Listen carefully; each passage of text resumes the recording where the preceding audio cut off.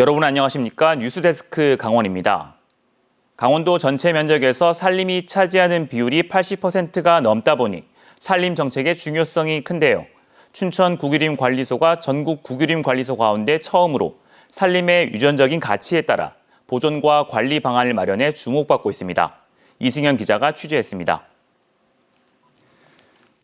화천 평화일댐 하류에 위치한 비수구미, 광릉 요강꽃과 산앵도나무 등 희귀식물이 자생하는 곳입니다. 그 가치를 인정받아 지난 2006년 산림유전자원 보호구역으로 지정됐습니다. 생물 다양성을 유지하기 위해 단순한 보호보다는 더 특별한 관리가 필요한 산림입니다. 이런 산림유전자원 보호구역은 전국에 400여 곳이 있습니다. 강원 영서 지역 국유림을 주로 관할하는 북부지방산림청의 산림유전자원 보호구역만 해도 8만 헥타르, 전국 지방산림청 가운데 가장 큰 규모입니다. 하지만 이름만 보호구역일 뿐 이렇다 할 관리는 이루어지지 않고 있었습니다. 춘천 국유림 관리소가 국유림 관리소로서는 처음으로 이런 산림 자원을 보호하기 위한 관리 계획을 수립했습니다. 그동안 산림유전자원은 주로 국가 차원에서 관리돼 왔습니다. 그런데 생물종 다양성에 대한 국내외 관심이 커지면서 보호활동의 실행력이 높은 지역관리소가 관리에 나선 겁니다. 춘천, 화천, 철원, 가평 4개 시군을 관리하고 있는데 서울 수도권에 있어서 중요한 외부 산림이기도 하고 또 전체적으로 유전자원이 굉장히 많은 산림지대여서 춘천 국유림관리소가 관리하는 산림유전자원 보호구역은 화천 8곳과 춘천 2곳 등 모두 11곳, 7,300헥타르입니다. 춘천 국유림관리소는 우선 이곳에서 단풍잎 돼지풀이나 가시밭 같은 생태교란 외래식물을 제거하는 등 생육환경 개선 작업에 나섭니다.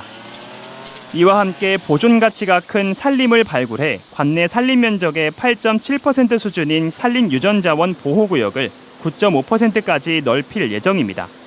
또 탐방 프로그램을 만들고 산림 보호의 중요성을 홍보할 계획입니다. 이를 위해 화천 비수구미에는 생태관리센터를 만듭니다. 산림유전자원 보호구역은 보존 가치가 높아 원칙상 외부인의 출입이 금지되는 만큼 늘어나는 탐방객으로 인한 희귀식물 채취와 산림 훼손 등 생태계 교란 행위에 대한 대책도 필요합니다.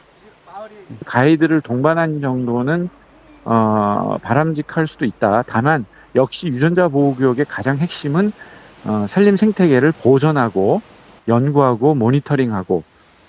이에 대해 춘천 국유림관리소는 주민과 함께 거버넌스를 만들고 모니터링단을 운영하는 만큼 산림 훼손도 막을 수 있다고 설명했습니다. MBC 뉴스 이승현입니다. 지난달 집중호우 태풍으로 인해 고성 간성읍과 거진읍 일대에 침수 피해가 잇따랐습니다. 고성군이 이 일대에 하수 중점 관리 지역 사업을 본격 추진해 침수 피해가 반복되지 않도록 할 방침입니다. 박은지 기자입니다. 지난달 6일 고성군에 밤새 300mm가 넘는 폭우가 쏟아졌습니다. 간성읍은 1시간 만에 109mm의 극한 호우가 집중돼 도심 저지대 상가, 주택이 줄줄이 침수됐습니다. 워낙 저지대다 보니까 다 모여들어요. 저기가 높잖아요, 그죠? 아, 맞아요. 네, 저기 높고 여기 낮고 또 저쪽에 높고 이렇게 해서 다 모여들어요. 이거를 원본적인, 근본적인 거를 해결했어야 되는데 그게 안 됐어요. 며칠 뒤 태풍 카눈이 북상하면서 400mm의 폭우가 내렸고 이번엔 거진읍 일대가 물바다로 변했습니다. 침수 지역은 빗물을 우수관으로 빼기 위한 배관 용량이 턱없이 적고 배수구의 냄새를 막기 위해 새로 설치한 맨홀 뚜껑은 물 빠짐을 막은 겁니다. 뭔가 문제가 있어. 이거 지금 맨홀을 이거 작업을 해놓고서부터 물이 안 빠지는 것 같아요. 적어도 이게 2개끔 만들어야 되는데 고정이 돼가지고 두지도 못하고. 고성군은 간성, 거진 저지대 침수 지역에 대해 근본적인 대책 마련에 착수했습니다. 환경부의 하수도 정비 중점 관리 지역으로 지정 승인받아 내년부터 2027년까지 216억 원을 투입해 4.8km 구간에 걸쳐 하수관 크기를 확대 신설합니다. 간성에는 극한 호우 때 물을 일시적으로 저장할 수 있는 저류 시설도 설치합니다. 우수 저류 시설을 한 12,000톤 정도를 예상하고 있거든요. 폭우 시에 물을 담아놨다가 이제 폭우가 잦아들면은 물을 자연적으로 배제할 수 있게끔 그렇게 계획한 바 있습니다. 거진읍은 하수도 정비와 함께 고지대 물이 저지대로 흘러내리지 않도록 배수로를 분리하는 사업도 행정안전부에 추가 건의한 상태입니다. 사업이 순조롭게 진행되면 향후 50년 빈도 집중호우도 견딜 수 있을 것으로 기대됩니다. MBC 뉴스 박은지입니다. 강원특별자치도의회가 출범 이후 처음으로 내일 오전 한국여성수련원 함영희 신임 원장 후보자에 대한 인사청문특별위원회를 개최합니다. 이번 인사청문회는 다음 달 9일까지인 고창영 현 원장의 후임 원장 후보자를 검증하기 위한 것으로 유순옥 도 인사특위위원장은 후보자의 자격과 비전을 철저히 검증하고 14일 적격 여부에 대한 경과 보고서를 채택해 도지사에게 보낸다고 밝혔습니다. 도의회에선 지난 2월에 강원도립대 총장 후보자 인사청문회가 열렸는데 특별자치도의회 출범 이후에는 이번 청문회가 처음입니다. 제7기 정의당 강원특별자치도당위원장 보궐선거에서 윤민섭 후보가 당선됐습니다. 득표율은 강성경 후보는 49.57%, 윤민섭 후보는 50.43%로 0.86%포인트 차이로 당락이 갈렸습니다. 윤민섭 신임 도당위원장은 정의당 강원도당 사무처장과 도당위원장 직무대행, 노회찬 전 원내대표 정책특보를 거쳤고 현재 춘천시 의원으로 활동하고 있으며 위원장의 임기는 내년 10월까지입니다. 더불어민주당 강원도당이 강원연구원이 극우 보수화하고 있다며 현진건 원장을 비판했습니다. 민주당 도당은 내일 강원포럼 기조 발표대로 나서는 김용삼 전 월간조선 편집장이 식민지가 근대화에 도움이 됐다는 주장을 하는 반일 종족주의 공동 저자이고 홍범도 장군을 공산주의자로 매도한 극우 보수주의자라고 비판했습니다. 이에 대해 국민의힘 강원도당은 민주당이 정상적인 포럼 활동조차 정치적인 프레임을 씌워 매도하고 있다고 반박했습니다. 또 연구원은 연구 성과로 답하는 곳이지 강의 주제나 강사 경력 사항으로 평가받는 곳이 아니라고 덧붙였습니다. 소설 메밀꽃 필 무렵의 배경인 평창 봉평에서 2023 효석 문화제가 개막해 오는 17일까지 펼쳐집니다. 축제가 열리는 효석 문화공원 인근 50만 제곱미터의 메밀밭에 메밀꽃이 만개해 관람객들에게 가을의 낭만을 선사하며 장터존, 물가동네, 효석 달빛 언덕 등 6개 구역으로 축제장을 구성해 관람객들이 소설 속 주인공이 된 듯 축제를 즐기도록 재현했습니다. 효석 문화제는 코로나19 여파로 2019년 이후 4년 만에 열렸습니다. 3년에 걸쳐 고의로 교통사고를 내는 등의 수법으로 보험 사기 행각을 벌인 일당 주범 2명에게 실형이 선고됐습니다.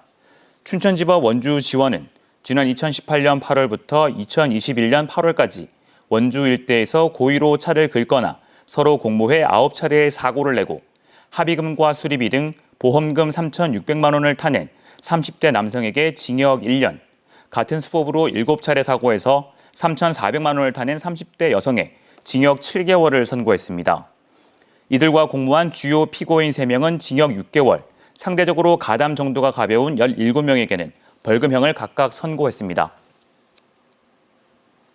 술에 취한 채 교회에서 난동을 부리고 길거리 등에서 수차례 폭력을 저지른 남성이 징역형을 선고받았습니다. 춘천지방법원 강릉지원은 지난 3월 동해시의 한 교회에서 술에 취한 채 노래를 부르게 해달라며 난동을 부리고 지난해 12월부터 올해 4월까지 동해시 곳곳에서 폭행과 재물 파손 등 각종 범죄를 저지른 남성에게 징역 1년 6개월을 선고했습니다. 재판부는 이 남성이 일부 피해자와 합의했지만 관련 전과가 있는 등 비슷한 범행을 반복해서 저지른 점을 고려해 징역형을 선고했다고 밝혔습니다. 춘천시가 소아청소년 전문의 인건비 지원을 추진했지만 의회에서 전액 삭감됐습니다. 춘천시 의회 복지환경위원회는 추가 경정 예산안 심의에서 소아 중환자 진료 지원비 2억 2천만 원을 실효성 부족 등의 이유로 전액 삭감했습니다. 춘천시는 소아청소년과 전문의 충원을 위해 소아청소년 응급중환자 전문의 3명의 인건비를 지원하려 했지만 지원 근거 미흡 등의 이유로 의회 문턱을 넘지 못했습니다. 강릉원주대가 교육부 한국연구재단의 국립대학 육성사업 인센티브 평가에서 우수 등급인 A등급을 획득해 124억 원의 사업비를 확보했습니다. 강릉원주대는 학생 성공 중심의 교육혁신 모델 구축과 중장기 발전 계획과 연계한 혁신 계획, 학생 교육 단계별 전략을 적절히 수립했다는 평가를 받았습니다.